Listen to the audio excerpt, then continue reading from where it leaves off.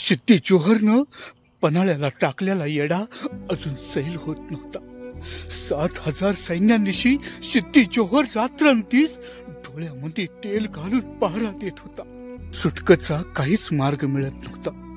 सिद्धी जोहरची तह करण्याचा पेत राजांनी आखला. शिवा काशीत राजांचा हेर तहाच्या बोलणीसाठी खानास भेटावयास धाडायचं ठरलं. अशी राजांना माग दडवावं आणि शिवा काशीत त्यांना पुढ्यात उभं करावं. 2 पालख्या सजल्या. एका मध्ये शिवा काशीत आणि दुसऱ्या पालखीत छत्रपती शिवाजी राज. शिवा काशीत, बोला राज, खान दगाबाज आहे. काय दगापटका झाला तर राज, आमची काय बी काळजी करू नका. 1000 वेळा हा शिवा काशीत स्वराज्यासाठी मरायला तयार आहे राज. आणि जर काही आमचं बरं वाईट झालंच तर हा शिवा काशीद म्हणून शान नाही राज.